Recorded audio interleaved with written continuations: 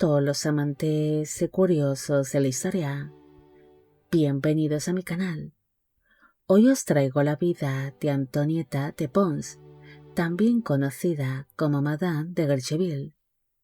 Ella fue una noble francesa que se acabaría convirtiendo en una de las mujeres más ricas y poderosas de su época, además de ser una figura importante de la corte francesa por su estrecha relación con la familia real. Pero sin duda, esta dama es especialmente recordada por haber sido por algún tiempo el gran capricho amoroso del rey Enrique IV de Francia y por su participación en la colonización y evangelización de la colonia de Nueva Francia. Esta biografía es realizada por petición de Alex Prodan y Silvio López. Antonieta de Pons Riberac nació en el año 1560 en algún punto de la actual Francia. Ella fue la única hija que nació del matrimonio formado por el conde de Marens, Antoine de Pons Riberac, y de la segunda esposa de este, Marie Cléophas de Montechenu, quien era señora por derecho propio de Guercheville. La niña tenía algunos medios hermanos nacidos del primer matrimonio de su padre, pero casi todos ellos murieron de una manera prematura, quedándole tan solo una medio hermana llamada Ana. La niña nació dentro de una orgullosa y acomodada familia que pertenecía a la antigua nobleza del suroeste de Francia, ya que aparte de ser su padre conde, también era señor de Chantoche y de Pons,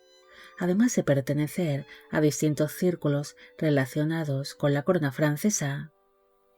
Se cree que su madre falleció durante el parto o al poco de haber alumbrado a Antonieta, así que como era su única hija, la niña se convirtió en la única heredera del título de su madre, como señora o dama de Guercheville. La llegada al mundo de Antonieta coincidió con el estallido de las guerras de religión en Francia, desarrollándose su infancia en medio de estos sangrientos conflictos, donde los católicos se enfrentaron contra los hugonotes y calvinistas. El transcurso de esta guerra moldeó el carácter de la niña, quien aprendió desde pequeña que Francia no era un remanso de paz, viendo mientras crecía el paso de enormes ejércitos, saqueos y ejecuciones masivas. La niña recibe una estricta educación católica basada en la virtud y la lealtad, no solo a la corona francesa, sino también a la Iglesia. Antonieta fue formada en artes, labores domésticas y modales, ya que como descendiente que era de la casa Pons, su deber era de ser una dama piadosa y virtuosa, que fuese admirada por sus contemporáneos por sus modales y su pureza moral. La muchacha iría viendo cómo distintos miembros de la aristocracia francesa usaban a las mujeres de sus propias familias para meterlas en las alcobas de los reyes o de los altos señores, con el fin de conseguir favores reales, tierras, títulos o riquezas, desarrollándose un gran rechazo hacia tales conductas, jurando que jamás sería el amante de nadie y que nunca se dejaría llevar ni por sus sentimientos ni por la pasión. Cuando Antonieta tenía 16 años de edad, ella fue enviada a la corte francesa para empezar a servir primero como dama de compañía de la reina madre Catalina de Medici y posteriormente a la nuera de esta, la reina consorte Luisa de Lorena-Piedmont. La dama pronto sería descrita como una joven de notable belleza y de gran virtud, que evitaba tener cualquier tipo de trato con los hombres a la corte, ignorando así los cortejos y las propuestas indecentes que pueden llegar a recibir algunas de las damas de compañía por parte de diferentes caballeros. Al encontrarse en medio de las guerras de religión, la propia reina Catalina ideó la manera de no solo luchar contra los protestantes en el campo de batalla, sino también dentro de su propia corte, casando así a jóvenes damas católicas que eran admiradas por su pureza y su virtud con fervientes protestantes, siendo Antonieta una de las elegidas para esta misión, quedando así comprometida con el noble Enrique de Silly, conde de la Roche-Guyon, quien pertenecía a la alta nobleza normanda, celebrándose así su boda entre los años 1584 y 1585, teniendo para entonces ella entre 24 y 25 años de edad en el momento de la unión, mientras que él tenía entre 33 y 34.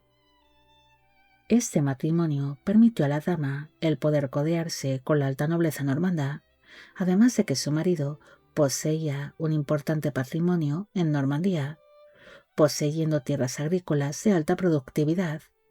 peajes en distintos puntos del río Sena y un importante castillo fortificado,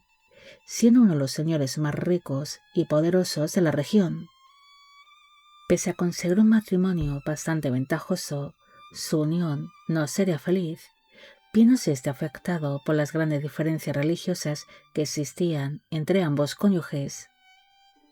Antonieta era una devota católica, mientras que su marido era un convencido hugonote, pero aún así tenía que cumplir con los deseos de su señora la reina, el intentar convertir a uno de los señores más poderosos de Normandía en católico. Pese a que su unión no era feliz, Antonieta pronto daría luz al único hijo que iban a tener los condes en común, un niño que se llamó François. Unas semanas o pocos meses después de haberse producido el nacimiento de su hijo, su marido acabaría falleciendo mientras se encontraba en un campamento militar durante las guerras de religión, que estarían divididas en 8 conflictos distintos, muriendo exactamente a causa de una epidemia cuando se encontraba participando en las campañas de la Guerra de los Tres Enriques. La inesperada muerte del conde dejó a la viuda y a su hijo recién nacido una inmensa fortuna que Antonieta tendría que administrar en nombre de su hijo, quien se había convertido, siendo tan solo un bebé, en el nuevo conde de la Roche-Guyon.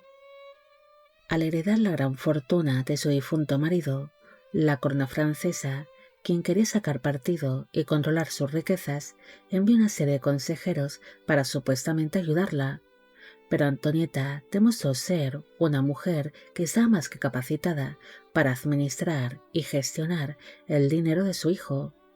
llevando a la perfección los libros de contabilidad, consiguiendo mantener su independencia económica, evitando así que estos consejeros de la corona metiesen los hocicos en los asuntos económicos de la viuda y de su pequeño hijo. Antonieta lleva una vida tranquila como viuda y madre en su propia residencia, el castillo de la Roche-Guyon, cuando su vida cambió de golpe en el año 1590. Tras librarse la famosa batalla de Ivry en Normandía, un victorioso Enrique IV puso rumbo a París para asediar la ciudad, pero durante el camino buscó refugio en el castillo más cercano que le pillase de camino, en este caso en el de Antonieta y su hijo, buscando así descansar allí por unos días antes de continuar con sus campañas militares. La viuda recibió personalmente al rey en su castillo, encontrándose así el monarca con una viuda de 30 años y de muy buen ver, debido a que Antonieta fue descrita en su tiempo como una dama de notable belleza que destacaba por su porte majestuoso, sus facciones elegantes y sobre todo por tener unos ojos oscuros extremadamente expresivos e inteligentes. Enrique IV, quien era un hombre muy mujeriego, quedaría absolutamente cautivado con aquella viuda, pero no solo por su belleza, sino por su seriedad, su firmeza y dignidad, siendo una mujer que dirigía ella sola toda una fortaleza, sin la ayuda de nadie, en mitad de aquel caos que suponían las guerras de religión, siendo muy diferente a las demás mujeres que suelen acompañar al monarca. Durante los días que el rey se hospedó en su castillo, Enrique IV empezó a cortejar a la viuda, pero Antonieta rechazó todas y cada una de las insinuaciones del gobernante, algo que ocasionó que el monarca se encaprichase aún más de ella. Desesperado por conquistarla y yacer con ella, Enrique IV le propuso matrimonio a Antonieta, estando dispuesto a casarse con la viuda y convertirla en reina consorte de Francia, en cuanto lograse divorciarse de su odiada esposa Margarita de Valois, más conocida como la reina Margot. Es más, según cuenta la leyenda, el rey estaba tan dispuesto a casarse con la viuda que redactó un documento donde recogía su promesa de casarse con ella en cuanto su matrimonio fuese anulado, y él lo firmó con su propia sangre, tal vez con la intención de impresionarla y convencerla de esta manera. Pero Antonieta rechazó la propuesta del rey con las siguientes palabras: «Señor, no soy de tan buena casa como para ser vuestra esposa, pero soy de demasiado buena casa como para ser vuestra amante». La viuda había jurado desde que era una niña que jamás se convertiría en la amante de nadie y que no se dejaría llevar ni por promesas de amor ni por la pasión. Es más, no se fiaba para nada de Enrique IV, considerando que aquel documento que el rey había firmado con su propia sangre podría convertirse en cualquier momento en papel mojado, en cuanto el gobernante se encaprichase de otra mujer. Tras este episodio, Enrique IV tuvo que abandonar el castillo de la viuda para continuar con sus campañas militares, pero no estaba dispuesto a darse por vencido y su obsesión por Antonieta seguiría estando presente, prometiendo volver y hacerla cambiar de opinión. Durante los posteriores meses, Enrique IV no se olvidó en ningún momento de la viuda, haciéndola llegar numerosos regalos y cartas apasionadas que la propia Antonieta devolvía sin tan siquiera haberlas leído, devolviendo todos los presentes que recibía el gobernante, un rechazo que provocaba que el rey se mostrase aún más atraído hacia ella, considerándolo como una especie de juego de seducción, convirtiéndose en un verdadero reto para él el adentrarse dentro del corazón y de la cama de la viuda. Con la excusa de que el rey se encontraba participando en una partida de caza cerca del castillo de La Roche-Guyon, el gobernante mandó un mensaje a la viuda donde le solicitaba el pasar una única noche en su propiedad antes de continuar a la mañana siguiente con su jornada de caza. Antonieta no podía negarse, ya que corría peligro la posición de su hijo, así que aceptó la visita del rey, ordenando de inmediato a sus sirvientes el preparar y servir un auténtico banquete para el rey, además de dejar las puertas principales de su castillo abiertas de par en par para darle la bienvenida. Cuando Enrique IV hizo acto de presencia en plena noche, este entró por la entrada principal muy animado al ver que el castillo estaba abierto de par en par para él, pensando que era una señal de que la viuda estaba dispuesta a ser seducida por el monarca.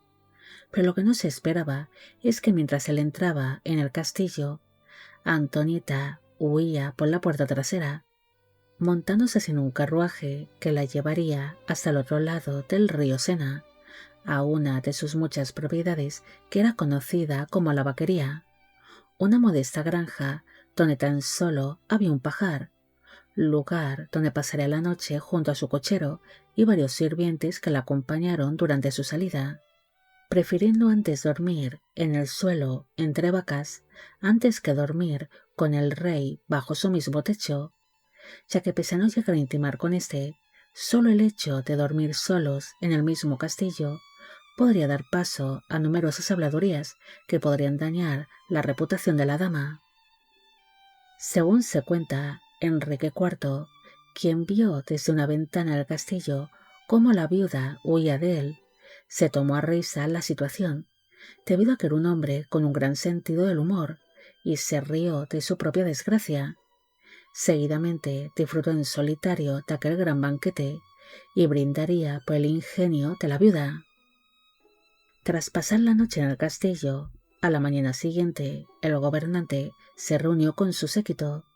y en vez de mentir sobre lo sucedido, contó abiertamente y entre risas que la viuda la había dejado plantado. Unos días después, el monarca se enteró que Antonita había pasado aquella noche entre vacas y paja, algo que le pareció muy gracioso, a la par que asombroso, marcando esto un antes y un después en su relación, debido a que Enrique IV dejó de sentir deseo carnal hacia la viuda y empezó a admirarla, desarrollando hacia ella un profundo respeto. Antonieta no solo perdió a su marido en el año 1586, sino que pocas semanas antes o meses después de haber enviudado, también perdió a su padre, quedándose así la viuda un tanto desprotegida al no tener ninguna figura masculina que la respaldase en aquella época. Por esta razón, decidió volverse a casar años después para asegurar el patrimonio de su hijo François. Gracias a la mediación del rey Enrique IV, la viuda acabaría casándose el 17 de febrero de 1594 con Carlos Duplessis Liancourt en la ciudad de París. Para entonces, ella tenía unos 34 años de edad en el momento de la unión, mientras que él tenía alrededor de 47. Aquel segundo casamiento sería más ventajoso que el primero, debido a que Carlos pertenecía al círculo más íntimo del rey Enrique, además de poseer una inmensa fortuna, numerosas propiedades en París y extensas tierras de cultivo. Pese a que su segundo marido era un tanto mayor cuando se casaron, para este sería su primera y única unión, debido a que Carlos había permanecido como soltero hasta que se casó con Antonita, al haber estado completamente centrado en su carrera militar, llegando a ser uno de los militares más destacados de su época, llegando a luchar en el bando católico durante las guerras de religión. Con motivo de esta unión, el monarca francés elevó a Antonieta de rango, convirtiendo su título de señora en el de marquesa de Guercheville, además de tener total acceso a la corte francesa como protegida del rey, lugar donde sería conocida como Madame de Guercheville. El matrimonio estableció su hogar en el desaparecido Hotel de la Rochefoucauld, también conocido en su época como el Hotel de Liancourt, lugar que se convirtió en un importante punto de reunión de la aristocracia de la época. Antonieta invirtió una buena parte de su fortuna en decorar y reformar este lugar hasta adaptarlo a su gusto, decorándolo con obras religiosas y tapices flamencos, además de que entregaba grandes donativos a conventos e iglesias, aparte de convertirse en la gran mecenas de distintos artistas de la época. A diferencia de otras grandes damas de la corte, que gastaban fortunas en el juego, joyas extravagantes o en fiestas de disfraces, Antonieta utilizaba su fortuna para convertir su palacio en un sitio refinado y digno de ser visitado no solo por embajadores, altos miembros del clero o diplomáticos extranjeros, sino también por la alta nobleza francesa y monarcas, siendo su hogar un sitio de gran moralidad donde se trataban los asuntos más serios y donde se dejaban a un lado las diversiones y las distracciones de la aristocracia. Su segundo matrimonio estaría basado en el respeto mutuo, convirtiéndose en uno de los matrimonios más estables de la época, colaborando conjuntamente en labores de caridad y en sus propios asuntos, manteniéndose lo más alejados posibles de las intrigas palaciegas y de los rumores. Los marqueses llegan a tener únicamente 2 hijos en común. Entre los años 1595 y 1597 nació una hija que se llamó Gabrielle, la cual falleció en plena juventud a causa de un mal parto, y en el año 1598 nació un niño que se llamó Roger, quien llegó a ser duque de Liancourt y par de Francia, además de gentilhombre de la cámara del rey Luis XIII de Francia. Antonieta fue descrita como una madre muy protectora, que en todo momento buscó el poder conseguir las mejores posiciones para sus vástagos. Es más, gracias a la influencia que llegó a tener sobre el rey Enrique IV, consiguió que su hijo mayor, François, fruto de su primer matrimonio, fuese elevado al rango de duque. La marquesa fue a lo largo de toda su vida una devota católica que educó bajo una estricta disciplina basada en la moralidad y en la religión a sus hijos, calando esto profundamente en ellos, especialmente en su hijo Roger, quien llegó a convertirse de adulto en un ferviente católico. Esta dama también es recordada en ocasiones por ser la abuela del célebre escritor francés Francisco de la Rochefoucauld, quien habría nacido de Gabrielle, la única hija que tuvo la marquesa con su segundo marido. Gracias a la amistad que mantenía su segundo esposo con el rey Enrique IV, Antonieta disfruta una posición destacada dentro de la corte francesa, además de ser muy respetada por el rey, quien la admiraba mucho y sentía una gran simpatía hacia ella. En el año 1600, dicho monarca se casó en segundas nupcias con la rica princesa italiana María de Medici, y como éste era consciente de que la corte francesa era un lugar bastante hostil, lleno de intrigas palaciegas, especialmente por parte de las antiguas amantes del rey, decidió nombrar a la marquesa como primera dama de honor de la nueva reina, uno de los puestos más deseados por muchas mujeres de la corte. Cuando ambas mujeres fueron presentadas ante toda la corte, el rey dedicó esas palabras a su esposa ante los demás cortesanos. Señora, os entrego a la marquesa de Guercheville porque os considero la mujer más verdaderamente virtuosa y de honor de todo mi reino. Su presencia os servirá de escudo. Antonieta asumió rápidamente su nuevo cargo, el cual ejerció por 3 décadas, algo realmente increíble, debido a que el puesto de primera dama de honor o dama de compañía solía tener muchísima rotación, y era algo raro que una mujer llegase a superar los 10 años de servicio. Madame de Guercheville se convirtió en la sombra inseparable de la reina, siendo ella la que controlaba y administraba las arcas de su señora, además de ser quien controlaba todo lo que pasaba dentro de las estancias privadas de la consorte. La marquesa era quien decidía qué damas de la nobleza eran dignas de presentar sus respetos ante la reina y qué documentos y correspondencia diplomática llegaban hasta su señora. Antonieta también controlaba de cerca a las nuevas amantes del rey, las cuales, en ocasiones, eran nombradas como damas de compañía de la reina, ejerciendo así Madame de Guercheville como una especie de escudo para su señora, ya que evitaba en todo lo posible que estas mujeres llegasen a tener trato con María de Medici, ya que esto era muy humillante para la consorte. Por esta razón, las entretenía realizando una serie de tareas en otras salas del palacio o del castillo en el que se encontrasen, o las mandaba a hacer recados o a recoger documentos inexistentes, que las mantenía lejos de las estancias de la reina por horas.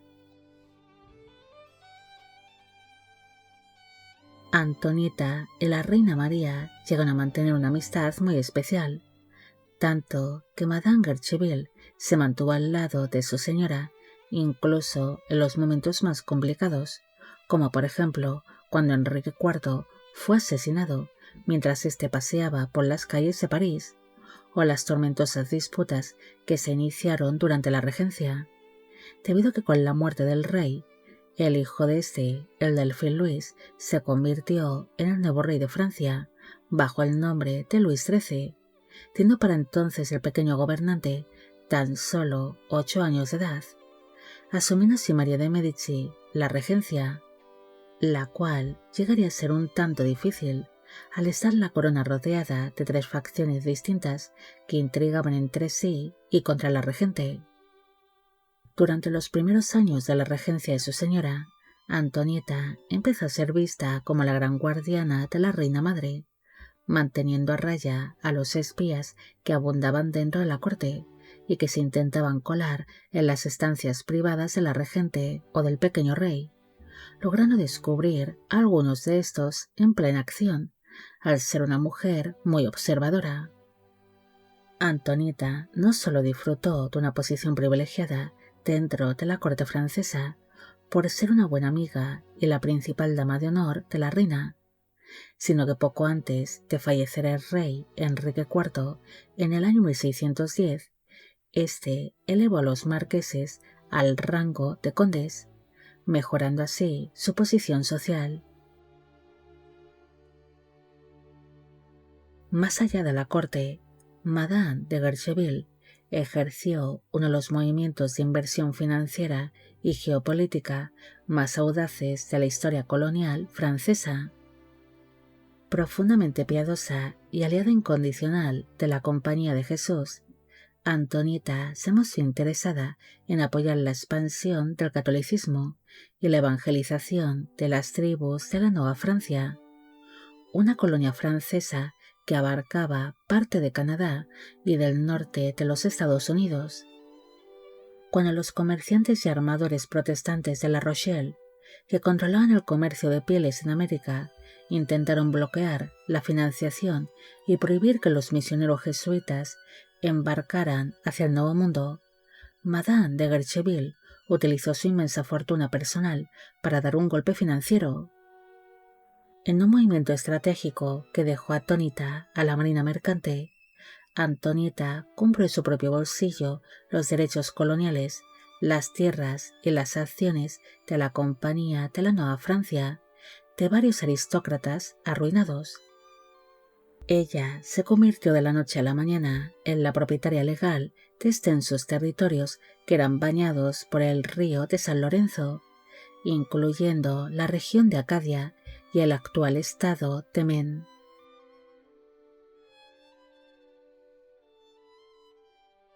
La condesa también sería conocida por financiar de su propio bolsillo la expedición de los padres jesuitas Pierre Piart y Enemond Massé en 1611, comprando así para ellos barcos, toneladas de provisiones, herramientas agrícolas y armamento para defender sus asentamientos. Gracias a este apoyo financiero, se fundó en el año 1613 la colonia de Saint-Sever en la isla de Mont-Desert, actualmente en el estado de Maine. Pero desgraciadamente, unos meses después de haber fundado esta colonia, un navío inglés procedente desde Virginia localizó el asentamiento francés y lo atacaron a cañonazos, alegando que la isla había sido descubierta antes por los ingleses y por lo tanto pertenecía a la corona inglesa. La condesa montó en cólera en cuanto recibió la noticia de que el asentamiento francés había sido arrasado y que los jesuitas, junto a todas sus provisiones que ella misma había financiado, se encontraban en posesión de los ingleses. Antonieta no se quedaría de brazos cruzados, así que inició una ofensiva diplomática que llegó hasta Londres, gracias al apoyo de la reina madre María de Medici y de su gran influencia política, exigiendo el ser recompensada económicamente por las pérdidas que había sufrido y que los jesuitas franceses fuesen liberados de inmediato. Madame de Guercheville no solo plantó cara a los ingleses, sino también al gobernador de la colonia francesa de Acadia, Jean de Poutrincourt,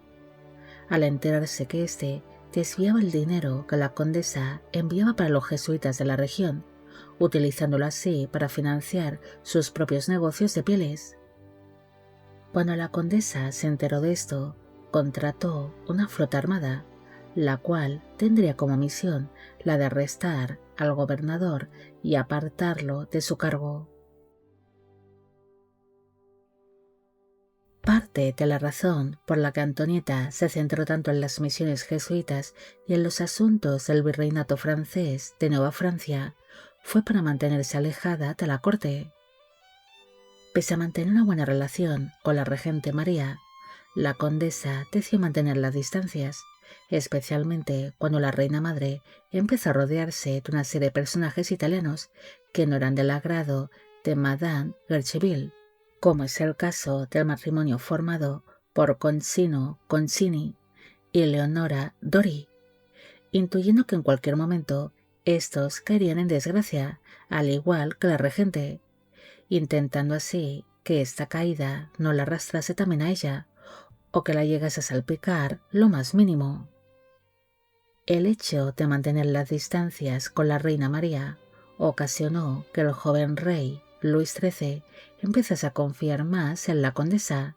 a quien en un principio había visto como una enemiga, al haber sido una amiga íntima de su conspiradora madre. Al ganarse la confianza del monarca, esto permitió a su hijo Roger el poder convertirse en uno de los amigos del joven rey, empezándose a formar parte de los círculos más íntimos del monarca. Antonieta permaneció como una especie de limbo dentro de la corte francesa, donde en todo momento se mostró neutral y evitaba entrar en ninguna polémica,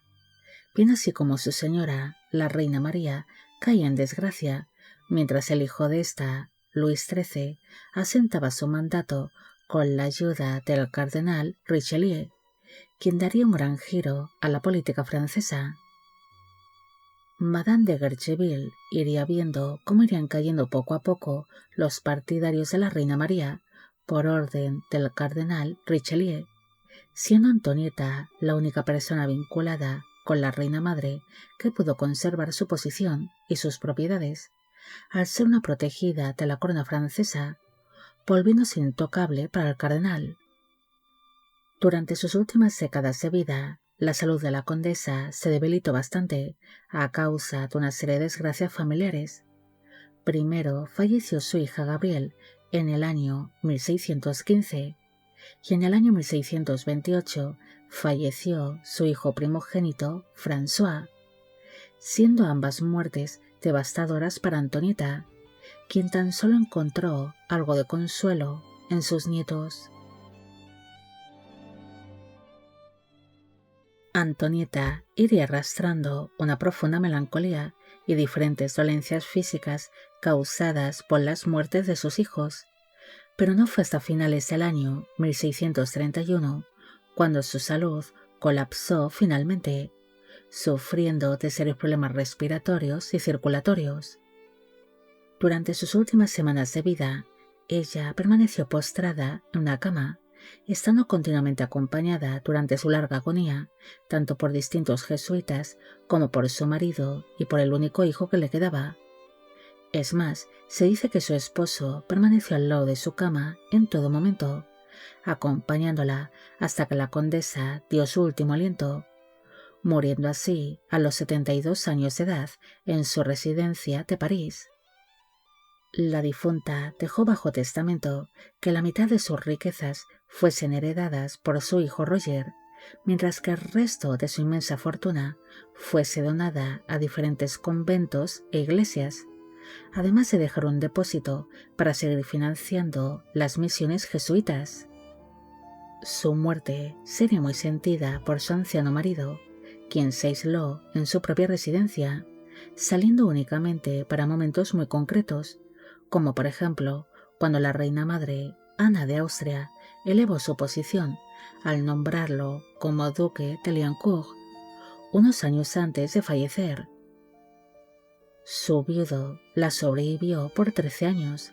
muriendo en 1647, falleciendo asombrosamente cuando tenía unos 98 años, una edad casi inalcanzable para las personas de aquella época. Los restos mortales de Madame de Guercheville descansan en el convento de la Encarnación de París, en Francia. Antonieta destacó en su tiempo por ser una mujer de gran virtud y moralidad dentro de una sociedad donde cualquiera era capaz de vender a sus hermanas o a sus propias hijas para conseguir favores, ya fuese la corona, de la iglesia o por parte de otros miembros de la nobleza. Esta reina siempre fue leal a sus propias convicciones. Incluso rechazó la posibilidad de convertirse en reina consorte de Francia cuando fue pretendida por el mismísimo rey Enrique IV. Pero no se fiaba para nada de este, al ser un hombre bastante mujeriego que se encaprichaba enseguida de otras mujeres. Antonieta logró contraer 2 matrimonios muy ventajosos que le permitieron convertirse en una de las mujeres más ricas y poderosas de su época, llegando a ser un personaje bastante importante en el desarrollo de la colonia de Nueva Francia, en la cual invirtió mucho tiempo y dinero. Bueno amigos, llegamos al final de la vida de Antonieta de Pons. Espero que os haya gustado esta historia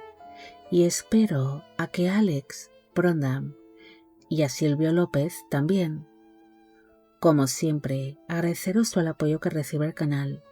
Mil gracias por ver los vídeos que voy realizando y quisiera agradeceros de corazón el que forméis parte de Biopic Channel. Hoy me gustaría saber qué os ha parecido esta historia y si habéis llegado hasta aquí, me gustaría que dejarais en la cajita de comentarios la palabra crecer, demostrando así que sois grandes seguidores del canal. Y con esto me despido. Hasta la próxima.